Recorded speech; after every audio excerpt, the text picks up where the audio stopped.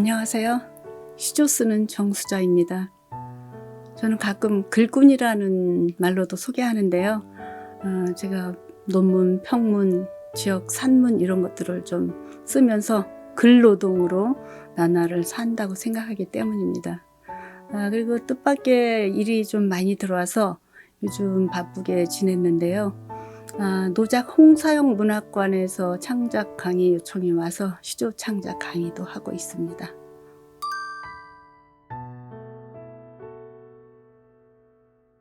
시조와 인연은 1981년으로 거슬러 올라가는데요. 그때 샘터를 보고 있었고 중앙일보도 보고 있었습니다. 샘터에 시조가 많이 소개되고 거기에 한번 응모를 해볼까 이런 생각이 들었어요. 제가 처음 시조를 대하면서 느낀 거는 요즘도 시조를 쓰나? 교과서에만 있던 거 아닌가? 잠시 그런 생각을 했는데 요즘의 이야기를 시조로 재미있게 혹은 서정적으로 맛깔나게 쓰는 작품들을 보면서 저도 써봤죠. 그게 마침 또 운 좋게 샘터에 게재되면서 이게 재미가 있네 이러면서 시조를 중앙일보 보면서 더 썼습니다. 중앙일보는 시조교실이라고 있었는데요. 제가 시골에 그 당시에 들어가 있었는데 석간이 이튿날 우체부를 통해서 오는 그런 나날이었어요. 그래서 중앙일보 시조교실을 보면서 저 나름의 습작을 좀 깊이 하려고 노력했고, 그런 와중에 여주에서 세종대왕 숙모제전 전국 시조 100일장을 연다는 소식을 들었습니다. 그때가 1984년이었고 거기서 뜻밖의 장원을 하면서 등단을 하게 됐습니다. 문학적 스승이라면 저는 좋은 작품을 꼽습니다. 제가 시조에 들어와서 혼자 쓰는 그 시간이 오히려 저를 키웠다고 한다면 문학적 스승이라는 생각으로 만나는 좋은 작품들이 저에게는 큰 가르침을 주었죠. 지금도 좋은 선생님들, 작가, 시인 많이 계시지만 제가 문학적 스승으로 생각하는 것은 더 좋은 작품들입니다. 그래서 그런 작품을 통해서 계속 더 잘 써야지 하는 자극과 긴장을 갖고 씁니다.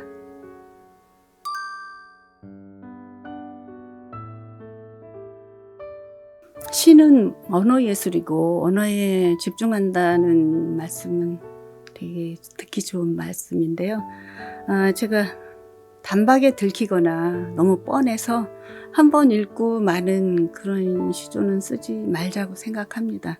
다시 읽어서 다시 봐서 더 좋다면 그게 좋은 작품이라는 생각으로 이왕이면 조금 더 말맛, 표현의 맛, 새로운 감각과 정서가 들어가는 이런 작품을 쓰고자 하는 데서 나오는지도 모르겠습니다. 그래서 저는 단순한 형식에 조금 더 깊이와 넓이를 만드는 이런 언어의 다의성을 추구하는 편인데요. 단순함 속에 심오함, 평이함 속에 오묘함, 그런 것들을 좀 더 추구하고요. 발견이나 발상이나 발화나 새로움을 좀 더 갖고 가는, 그래서 지금 여기 우리 현실의 감각과 서정이 더 투영되는 시조를 쓰고자 하기 때문입니다. 그것이 아마 조금 더 언어를 집중해서 보거나 탐구하거나 언어에 좀 더 깊이 들어가는 작품들이 나오는 듯 합니다.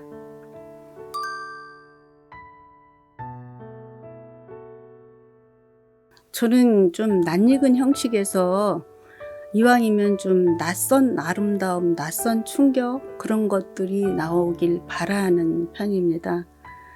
어떤 새로움을 창출할 것인가 굉장히 어려운데요. 시조가 오래전부터 익숙한 형태이고 거기서 조금만 비슷하면은 거의 같아 보이는 이런 어려움이 있기 때문에 저는 가능한 한 언어에서부터 이미지 또 표현이 좀 새로워서 이런 새로운 감각의 시조가 지금 쓰이고 있구나, 이런 느낌의 작품들을 쓰고자 합니다.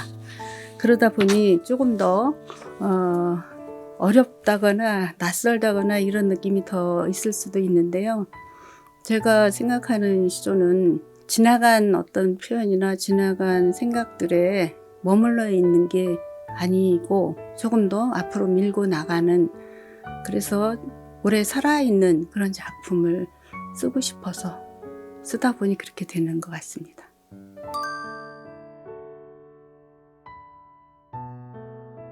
제가 첫 시조집을 좀 늦게 낸 편인데요.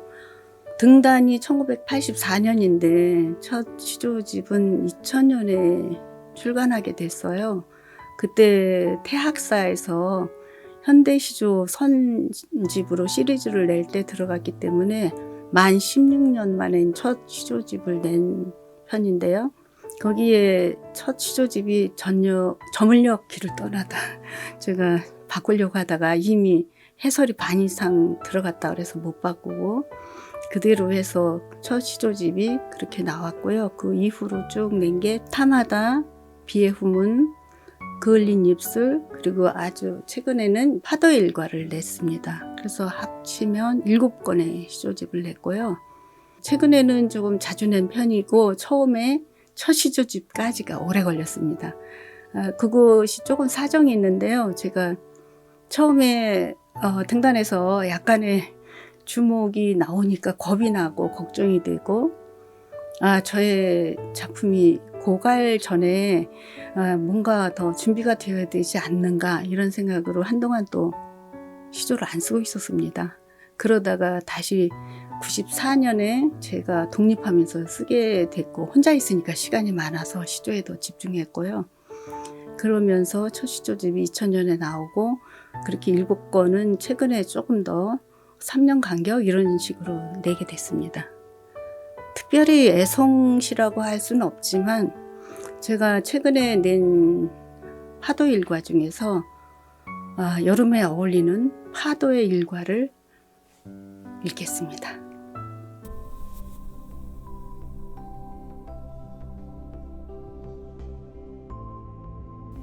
파도의 일과. 청이 딱히 없어도 맨발로 내닫는 건 바람과 손잡은 파도의 오랜 비밀. 푸르른 등을 미는데 흰 속꽃 춤이라니. 덜어는 하품이고 거품뿐인 일과라도 바위야 부서져라 껴안고 굴러보듯 필생의 운피를 찾아 눈썹이 새었다고. 파도의 투신으로 해안선이 완성되듯 모래를 짓씹으며 달리리니 라라라 지면서 매양칠하는 노을의 화법처럼.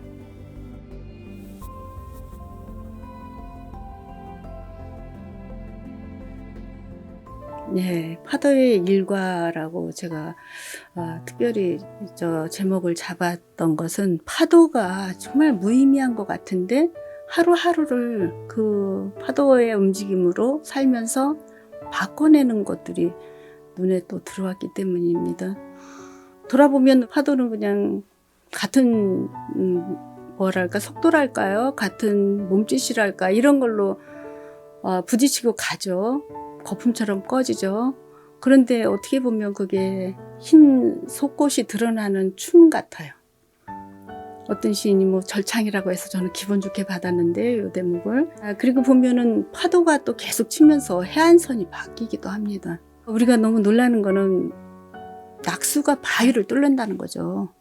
그런 것처럼 파도도 계속 가서 부딪히는 허망한 몸짓 같은데 그게 해안선도 바꾸고 또 한편으로는 그 노래를 부르듯이 그 모습이 다르게 보이는 겁니다. 그래서 저는 지면서 매양치라는 노을의 화법 같다고 봤습니다. 진다는 건 여기서 뭐 노을이 지다시 지는 것과 이기고 지는 것에서 지는 중의적 표현인데요. 그러면서 또 노을이 매일 왔다 가는 게 다른 화법 같죠. 말 화법이기도 하고 칠하는 그림의 화법이기도 하고 그런 면에서 노래 화법처럼을 거기다 배치했는데요. 좋게 보는 사람은 이것을 이제 이야기를 하지만 또 얼른 안 들어오네 하는 분도 있을 수 있습니다.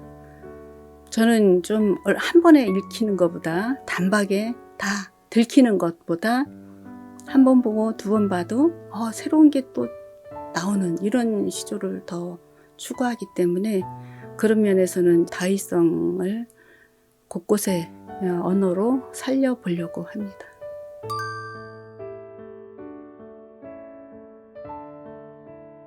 비법이라는 게 영업비밀 같아서 말하면 안 되죠. 그렇지만 사실 그 비법은 특별한 게 없습니다. 저는 잘 안 풀리는 날이 훨씬 많습니다. 그래서 그냥 밖에 나가서 걷거나 아니면 다른 책을 보거나 또는 그냥 딴 생각을 해보자 하고 영화를 보러 가기도 합니다. 또 더 답답할 때는 다 잊어버리자 반려를 기다리는 이런 심정으로 단골 카페에 가서 벗들과 일잔을 하기도 합니다. 그리고 밤에 늦은 시간에 갑자기 무엇인가 훅 올 때가 있긴 하죠. 그리고 저 같은 경우는 또 완전히 다르게 저를 괴롭히기도 합니다. 저한테 문학이나 글쓰기에 조금 더 매력을 갖게 만든 선생님의 말씀이 있었는데요. 초등학교 2학년 때인데 제가 쓴 글을 보고 선생님이 과찬을 해주신 거예요. 넌 어쩜 이렇게 상상력이 풍부하니? 그러셔서 글을 쓰게 됐는데 대회 나가서 상을 타니까 계속 대회를 내보내는 거예요.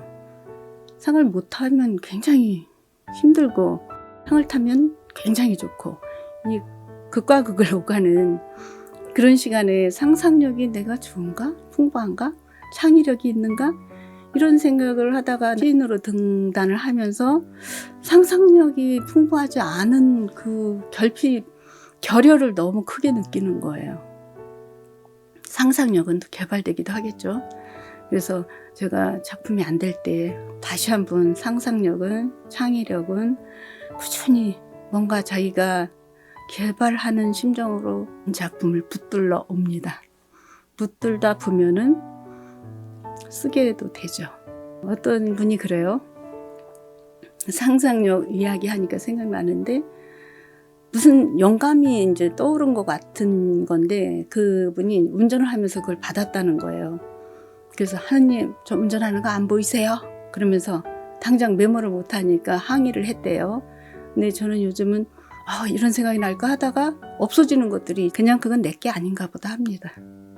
그리고 저한테 남는 것으로 제가 찾은 것으로 한 편을 또 써 나갑니다.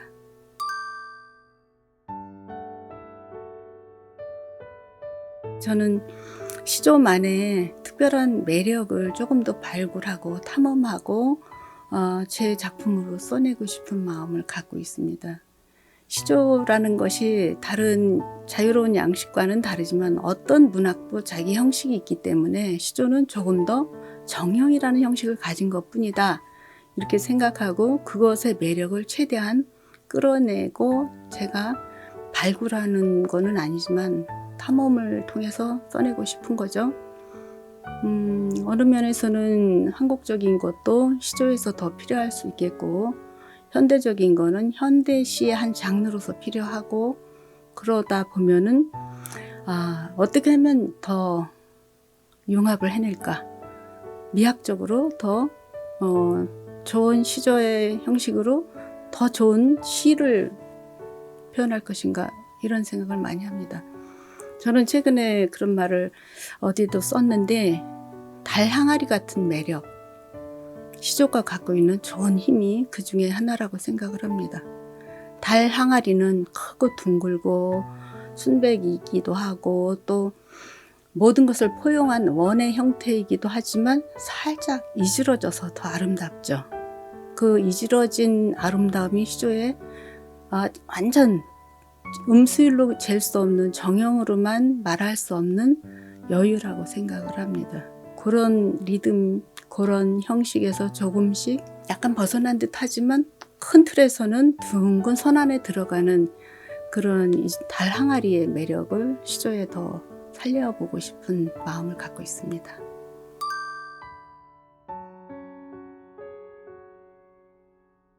나에게 시조는 좀 소술한 반려다, 이렇게 말할 수 있겠습니다. 요즘 반려라는 표현이 굉장히 소중한 의미와 여러 가지 사회적 확산이 일어나고 있는데요. 반려견, 반려묘, 반려식물, 심지어 반려돌까지 이야기를 많이 하죠. 저에게 시조는 늦게 만난 건 아니지만 다시 만난 느낌으로 다시 쓴 게 94년부터 이제 더 집중을 했는데요. 어떤 면에서는 생애 구절 양장을 함께 손잡고 가는 길벗 같습니다. 사실 결핍이 문학을 시를 쓰게 한다지만 시의 길, 시조의 길은 더 외롭고 더 적막하고 더 쓸쓸한 게 많은 것 같습니다. 그런 길에 시조와 함께 나서서 여기까지 올 동안 좋은 분들을 많이 만났고 좋은 시간을 가졌고, 그렇기 때문에 어느 면에서는 저를 풍요롭게 한 반려죠. 그리고 영혼의 짝일 수도 있죠. 그런 시조와 함께 살아가면서 지금 이 시간도 뜻밖의 이런 시간을 만나게 됐는데요. 어떤 면에서는 저의 나날을 살펴주는 것도 같습니다. 제가 또 살피기도 하고 힘들면 거들기도 하고 이러면서 가는 기분입니다. 제가 좀 그런 생각을 합니다. 시가 안 될 때 조금 전에 말씀드린 그 시간에 이거는 시적 상태가 되어야만 하는구나 하고 깨달을 때가 많은데요. 시적 순간들이라는 게 있는데 그 시간이 나에게서 떠나면 시는 같이 떠나버리니까 시적 상태에 있어야 시가 내게 와서 나의 시가 된다는 생각입니다. 시적 상태를 어떻게 가질까, 유지할까, 혹은 더 새롭게 만들까, 이런 생각을 가끔 하죠. 일상에서 너무 바쁘면 사실 시적 상태란 멀어집니다. 다른 예술도 그렇겠지만 시는 올인을 원하는 것 같아요. 자기한테 전력 두고 하는 그런 시적 상태가 시를 더 쓰게 하고 시와 더 좋은 시간을 갖고 가게 하는 것 같습니다.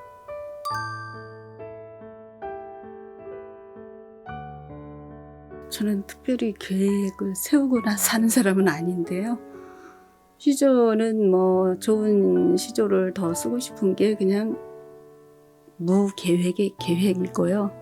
이왕이면 시조의 문학적 확장, 그 위상에 대한 고민이 작품으로 나오길 바라는 거죠.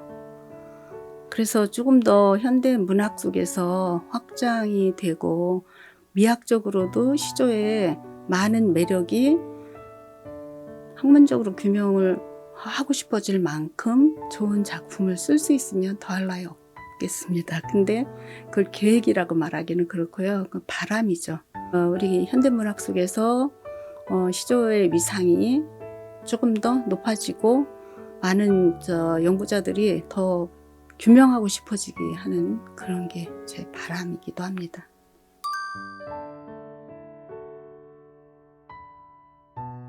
특별히 당부하는 말은 어렵고요. 시조 튜브를 보시는 분들께 일단 감사드립니다. 이런 프로그램을 찾아보신다는 건 시조에 대한 관심과 애정과 특별히 더 기울이는 마음이 있기 때문에 여기 지금 이 프로그램을 들어와 보신다고 생각합니다. 그렇다면 시조에 대해서 조금 더 알고 깊이 들어가서 쓰고 또는 더 사랑할 수 있으실 거라 생각을 합니다. 시조 쓰는 후배들에게 말하는 것만 조금 넣고 싶은데요. 저 자신이 조금 더 깊이 생각하는 문장이기도 합니다. 중요한 것은 문체의 정교함이 아니라 시가 살아있느냐 죽어있느냐의 문제다. 고르헤스의 말로 제가 메모하고 기억하고 새겨두는데요. 사실 이 말은 우리가 너무 정교함 형식에 지나치게 몰두하다가 다른 내용의 중요함을 놓치지 않는가 반성할 때 이 말이 굉장히 크게 치고 들어옵니다. 살아있는 시를 써야죠. 예, 그래서 저도 살아남을 시를 쓰는 조금 더 이 내일을 열어가는 시조를 쓰는 이런 고민을 하고 더 좋은 작품을 쓰시는데 힘을 기울이기를 바랍니다. 네, 저의 부족한 이야기를 들어주셔서 고맙습니다. 시조와 함께, 시조와 더불어 시조 손을 잡고 시조 속에서 계속 살아가겠습니다.